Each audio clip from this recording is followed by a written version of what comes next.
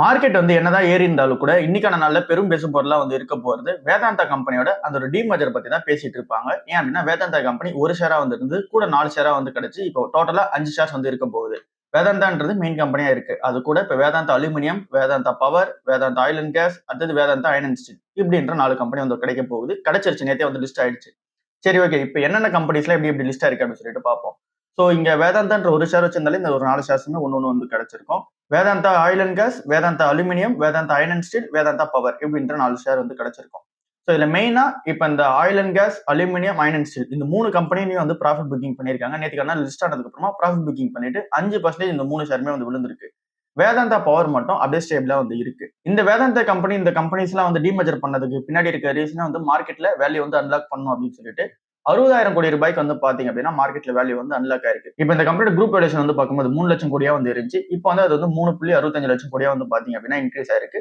So கிட்டத்தட்ட ஒரு 60,000 கோடி ரூபாய்க்கு மார்க்கெட் வந்து பாத்தீங்கன்னா வேல்யூ அன்லாக் பண்ணிருக்காங்க. இப்போ இந்த குரூப் ஆஃப் கம்பெனிஸ்மே அக்ரெசிவான growth போறதுக்கான அந்த ஸ்ட்ராட்டஜில வந்து இருக்காங்க. 5 பில்லியன் ருபீஸ் வந்து இன்வெஸ்ட்மெண்ட் பண்றதுக்கு ரெடியா இருக்காங்க. ஆயில் அண்ட் கேஸ், அலுமினியம் கெபாசிட்டியை வந்து டபுள் பண்றது, அப்புறம் இந்த ஸ்டீல் கெபாசிட்டியை வந்து எக்ஸ்பென்ஷன் பண்றதுன்னு சொல்லிட்டு இந்த 4 கம்பெனிஸுமே இங்க வந்து இன்வெஸ்ட்மெண்ட் பண்றதுக்கு ரெடியா வந்து இருக்காங்க. சோ இந்த ஒரு கம்பெனில இது ஒரு அப்டேட்டா இருக்கு. இப்போதைக்கு வேதாந்தா கம்பெனில எந்த ஒரு கம்பெனி பக்கமே போகாம இருக்கிறது பெட்டரா இருக்கு. கடன் அதிகமா உள்ள ஒரு கம்பெனியா வந்து இருக்காங்க. அதெல்லாம் ரீபே வந்து பண்ணணும். எல்லாமே டாலர் வந்து எடுத்திருக்காங்க. சோ அதனால நம்ம வெயிட் பண்ணியே பார்ப்போம். எல்ஜி வந்து என்ன சொல்றாங்க அப்படின்னா இந்தியா தான் இதுக்கப்புறம் இருக்க போற பெரிய மார்க்கெட்டா வந்து இருக்க போகுது. மெயினா வந்து எதுக்கு அப்படின்னு சொல்லி பார்க்கும்போது ரெசிடென்டல் ஏர் கண்டிஷனருக்கு இந்தியா தான் பெரிய மார்க்கெட்டா வந்து இருக்க போகுது. கமர்ஷியல் இண்டஸ்ட்ரியல் பர்பஸை தாண்டி இங்க வீட்டுல யூஸ் பண்ற ஏசிஸ் மேல அந்த இடத்துல நம்பிக்கைத்தன்மை வச்சிருக்காங்க எல்ஜி நிறுவனம் நம்ம இந்தியா மேல. 7% சேல்ஸ் வந்து நடக்கிறது, ஆவரேஜா நடக்கிறது. 12% வந்து பாத்தீங்க அப்படின்னா இன்க்ரீஸ் ஆயிருக்கு. ஸோ இன்னமும் இன்க்ரீஸ் ஆகுதுக்கான அந்த ஃபியூச்சர் growth வந்து இன்க்ரீஸ் ஆகுதுக்கான சான்சஸ் வந்து இருக்கு. ஸோ அதிக லெவல் ஆஃப் சேல்ஸ் வால்யூம் வந்து நடக்குது. இவங்களோட 3வது மேனுஃபேக்சரிங் ஃபெசிலிட்டி இந்தியாவில் வந்து பாத்தீங்கன்னா ஓப்பன் பண்ண போதா சொல்லியிருக்காங்க. அது வந்து இன்னும் ப்ரொடக்ஷன் வந்து இன்க்ரீஸ் பண்றதுக்கும் அப்புறம் லாங் டர்ம் வந்து டிமாண்ட் இருக்கு பாத்தீங்கன்னா அதை பூர்த்தி பண்றதுக்கும் இந்த ஒரு 3வது மேனுஃபேக்சரிங் ஃபெசிலிட்டி வந்து போட போதா சொல்லியிருக்காங்க. ஸோ இந்த கம்பெனில இப்ப இருக்கிற அந்த ஒரு சேலஞ்ச் என்ன அப்படின்னு சொல்லி பார்க்கும்போது இந்த கம்பெனியோட அந்த ஒரு ரா மெட்டீரியல்ஸோட காஸ்ட்லாம் ஏறி இருக்கு. காப்பரோட காஸ்ட், அப்புறம் வந்து இங்க அலுமினியமோட காஸ்ட், அப்புறம் வந்து இங்க கீ ஏசி காம்பனன்ட்ஸோட அந்த ஒரு காஸ்ட் எல்லாமே ஏறி இருக்கு. ஸோ இந்த கம்பெனிக்கு கொஞ்சம் பிரஷர் வந்து கொடுத்துருக்கு. ஸோ எப்படி பார்த்தாலுமே எல்ஜி இந்தியா வந்து பாத்தீங்கன்னா ஓரளவுக்கு இப்போ வந்து சூப்பரா பெர்ஃபார்மன்ஸ் பண்ணிட்டு இருக்காங்க. இன்னும் ஃபியூச்சர்ல வந்து நம்பிக்கை தன்மை வச்சிருக்காங்க. அடுத்ததா சர்வம் ஏஐன்ற ஒரு கம்பெனி வந்து தெரியும். இது வந்து ஒரு யூனிகார்ன் கம்பெனி. சர்வம் ஏஐ என்ற கம்பெனி வந்து $1.5 பில்லியன் வேல்யூவேஷன் வந்து பாத்தீங்கன்னா ரீச் பண்ணிருக்காங்க. இந்தியாவிலே பெரிய யூனிகார்ன் கம்பெனியா, அதுவும் புது யூனிகார்ன் கம்பெனியா சர்வம் ஏஐ என்ற கம்பெனி வந்து வந்திருக்காங்க. இதுல எக்ஸல் டெக் வந்து 10% மேல வந்து ஸ்டேக் வந்து வச்சிருக்காங்க. 1427 கோடி ரூபாய்க்கு இன்வெஸ்ட்மெண்ட் வந்து பண்ணி வச்சிருக்காங்க. சோ இந்த ஒரு பார்ட்னர்ஷிப்போட ஃபோக்கஸ் என்ன அப்படின்னு சொல்லி பார்த்தோம் அப்படின்னா இந்தியாவிலே ஓன்டு ஏஐ மாடல்ஸ் வந்து பாத்தீங்கன்னா இருக்கும் அப்படின்றத இந்த ஒரு பார்ட்னர்ஷிப்போட கோலா வந்து இருக்கு. இன்ஃப்ராஸ்ட்ரக்சருமே இந்தியாவோட இன்ஃப்ராஸ்ட்ரக்சர் யூஸ் பண்ணிக்கணும் அப்படின்றத கோலா வந்து இருக்கு. எல்லாருமே ஃபாரின் பிளாட்ஃபார்ம்ஸ் வந்து நம்பி இருக்கும். கிளவுடுக்காக இருக்கட்டும், இல்ல அப்படின்னா ஏஐ டேட்டா பிளாட்ஃபார்ம்ஸ்க்காக வந்து இருக்கட்டும், எல்லாமே இங்க ஃபாரின் பிளாட்ஃபார்ம்ஸ் வந்து நம்பி இருக்கும். அது வந்து இந்தியாவோட பிளாட்ஃபார்ம்ஸ் வந்து யூஸ் பண்ணிக்கணும் அப்படின்றது இருக்கிற ஒரு விஷயமா வந்து இருக்கு. இப்ப சர்வம் ஏஐ கம்பெனியோட அந்த ஒரு டெவலப்பிங் ப்ராடக்ட்ஸ் என்னென்ன அப்படின்னு சொல்லி பார்க்கும்போது ஃபிளவர் ப்ராடக்ட்ஸ் டெவலப்மெண்ட் வந்து பண்ணிட்டு இருக்காங்க. பேங்க்காக, இன்சூரன்ஸ்க்காக, கவர்மெண்ட் செக்டருக்காக, அப்புறம் டிஃபென்ஸ்க்காக, ஸ்பீச்க்காக, விஷனுக்காக, லாங்குவேஜ் அப்ளிகேஷன்ஸ் ஸோ இந்த மாதிரிலாம் வந்து அவங்களோட ப்ராடக்ட்ஸ் வந்து டெவலப்மெண்ட் வந்து பண்ணிட்டு இருக்காங்க. 1 கோடி ரூபாய் வந்து ஃபினான்ஷியல் 2025 அவங்க மேக் பண்ண ரெவன்யூவா வந்து இருந்துச்சு. பட் இப்போ 45 கோடி ரூபாய்க்கு வந்து பாத்தீங்கன்னா ரெவன்யூ வந்து மேக் பண்றாங்க ஃபினான்ஷியல் 2026ல. ஸோ இது எல்லாமே ஒரு நல்ல அப்டேட்டா இருக்கு இந்த ஒரு கம்பெனிக்கு. ராசார் பே வந்து பாத்தீங்க அப்படின்னா ஐபிஓ வந்து மூவ் பண்ண போறதா சொல்லியிருக்காங்க. இதுக்கான அந்த ஒரு டிராஃப்ட் பேப்பர்ஸ் எல்லாமே வந்து கான்ஃபிடென்ஷியல் பேப்பர்ஸ் எல்லாமே ஃபைல் பண்ணிருக்காங்க. $600 மில்லியன் வந்து பாத்தீங்கன்னா ரைஸ் பண்ற பிளான் வந்து இருக்காங்க. இவங்களோட ஐபிஓட அந்த ஒரு டார்கெட் வந்து லேட் 2026ன்னு சொல்லியிருக்காங்க. அப்படின்னா 2026 எண்ட்ல வந்து பாத்தீங்கன்னா இங்க ஐபிஓ வந்து வருவாங்க அப்படின்றது எக்ஸ்பெக்டேஷன்ஸா இருக்கு. ஸோ இது வந்து டிபெண்டிங் அப்பான் மார்க்கெட் கண்டிஷன்ஸ் அப்புறம் அப்ரூவல் எப்படி கிடைக்குதுன்றத பொறுத்து இது வந்து டிசைட் பண்ணப்படும். ராசர் பே வந்து பாத்தீங்க அப்படின்னா அவங்க ஆன்லைன் பேமெண்ட் ப்ராசஸிங் பண்றதுல இருந்து ரெவன்யூ வந்து ஜென்ரேட் பண்ணிக்கிறாங்க. அப்புறம் இப்ப பே ரோல், மெர்ச்சன்ட் சர்வீசஸ் எல்லாம் போறாங்க.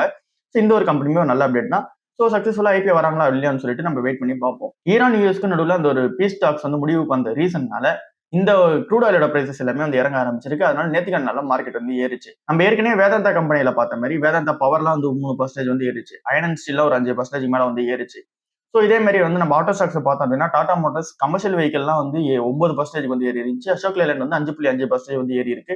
ஹெச்பிசிஎல், ஐஓசி, அப்புறம் வந்து இங்க பிபிசிஎல் எல்லாமே வந்து ஒரு 4% to 3% வந்து ஏறி இருக்கு. எட்டர்னல் கம்பெனி வந்து 4% வந்து ஏறி இருக்கு. அவங்களோட ரெவன்யூ வந்து சூப்பரா இருக்கு ரீசனால. ஏன்னா பிளிங்கிட்டோட ரெவன்யூ சூப்பரா இருக்கு ரீசனால அது ஒரு 4% வந்து ஏறி இருக்கு. சுவிட்சர்லாந்து கம்பெனி வந்து பாத்தீங்க அப்படின்னா ரெக்கார்ட் லெவல் ஆஃப் டெலிவரி வந்து கொடுத்துருக்காங்க ஃபினான்ஷியல் 2026ல. ஸோ அதனால அவங்களோட ரெவன்யூ ஏறி இருக்கு, எபிட்டாவும் வந்து ஏறி இருக்கு. இதனால இந்த ஷேருமே வந்து பாத்தீங்கன்னா மார்க்கெட்ல வந்து ஏறி இருக்கு. அப்புறம் எஸ்சிபிசி வந்து பாத்தீங்க அப்படின்னா ஏறி இருக்கு ஒரு 13%. சேல் கிட்ட வந்து ஆர்டர் வந்து ஜெயிச்சிருந்தாங்க.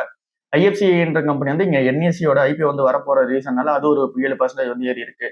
அதனால நேற்றுக்கு மார்க்கெட்ல ஓவரால் ஆட்டோ ஸ்டாக்ஸ் ஃபுல்லாவே வந்து ஏறி இருக்கு. அதை தாண்டி இங்க பேங்க் ஸ்டாக்ஸ் வந்து பார்க்கும்போது சூப்பராகவே வந்து ஏறி இருக்கு. பேங்க் ஸ்டாக்ஸ் பொறுத்தவரை நிப்டி பேங்க் வந்து பார்க்கும்போது 1000 பாயிண்ட்ஸ் வந்து ஏறி இருக்கு. HDFC bank, IndusInd bank, Yes bank and then bank of Baroda இது எல்லாமே 3% வந்து ஏறி இருக்கு. SBI, ICICI பேங்க், ஆக்சிஸ் அப்புறம் வந்து IDFC ஃபர்ஸ்ட் பேங்க் இது எல்லாமே 1% வந்து ஏறி இருக்கு.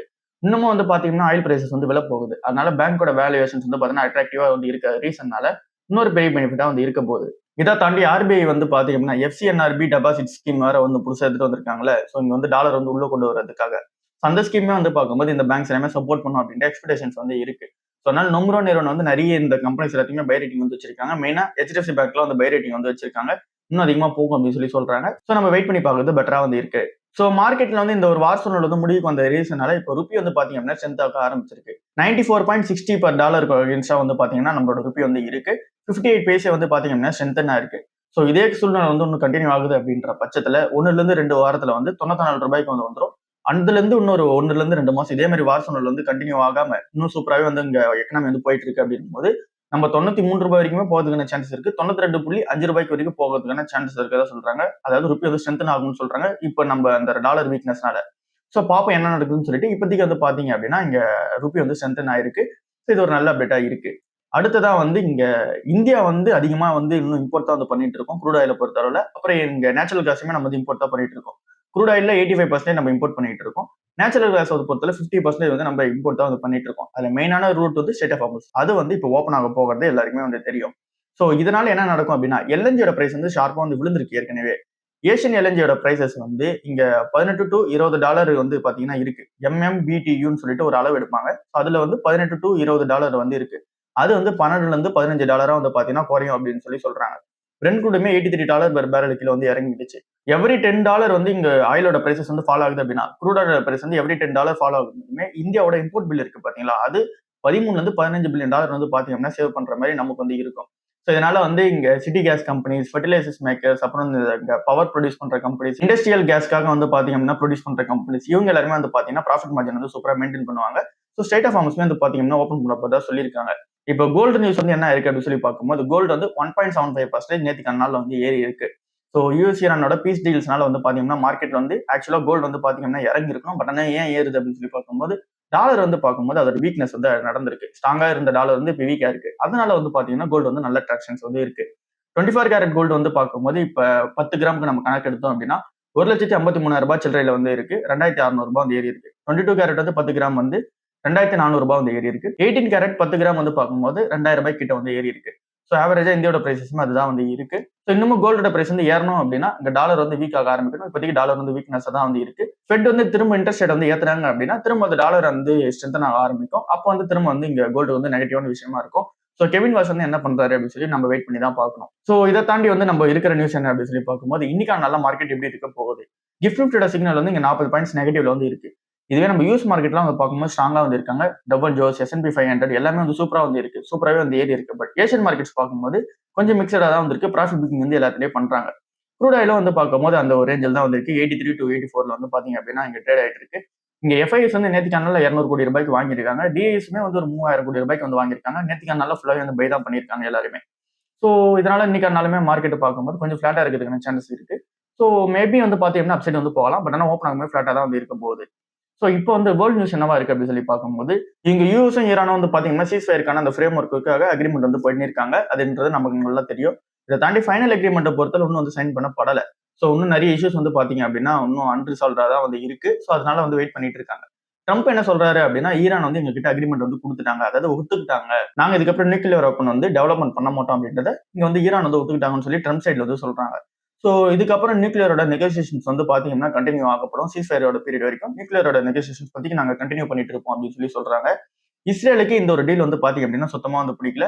இவங்களோட பெஞ்சமின் நெதன்யாஹூ வந்து பாத்தீங்கன்னா என்ன சொல்றாரு அப்படின்னா இஸ்ரேல் வந்து இன்னும் ஃப்ரீடமா தான் ஆக்ட் பண்ணுவோம். இங்க செக்யூரிட்டி த்ரெட்ஸ் வந்து உலக லெவல்ல எந்த ஒரு கண்ட்ரி கொடுக்குதோ அவங்களுக்கு அகைன்ஸ்டா நாங்க வந்து ஆக்ட் பண்ணதான் செய்வோம்னு சொல்லி சொல்றாங்க. அதாவது ஈரான் வந்து நியூக்ளியர் வெப்பன் தயாரிச்சிட்டாங்க அப்படின்னா இது வந்து உலகத்தையே செக்யூரிட்டி த்ரெட்டா வந்து இருக்கும். ஸோ அதனால நாங்க வந்து ஃப்ரீடம் ஆஃப் ஆக்டா தான் வந்து பாத்தீங்கன்னா கன்சிடர் பண்ணுவோம். நாங்க வந்து இன்னும் அட்டாக் வந்து பண்ற மாதிரி தான் வந்து பாத்தீங்கன்னா இஸ்ரேல் வந்து சொல்லியிருக்காங்க.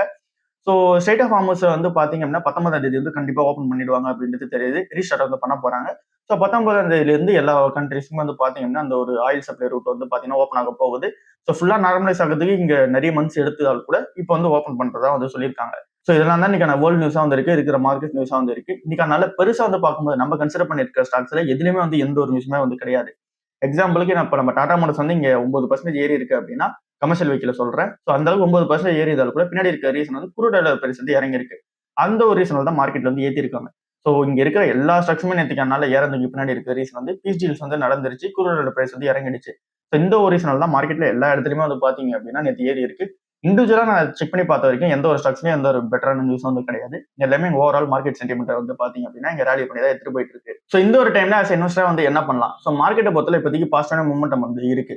ஸோ இந்த டைம்லயுமே நம்ம கன்சிடர் பண்ணிட்டு இருக்க ஸ்டாக்ஸ் நிறைய வந்து பார்க்கும்போது அண்டர் வேல்யூடா தான் வந்து இருக்கும். நம்ம இறங்க தான் வந்து கன்சிடர் பண்ணிருப்போம். இன்னுமே நம்மளோட ஆவரேஜ் பிரைஸோட நிறைய ஸ்டாக்ஸ் வந்து பார்க்கும்போது இன்னும் அதிகமாக தான் வந்து ட்ரேட் ஆகிற மாதிரி வந்து இருக்கும்.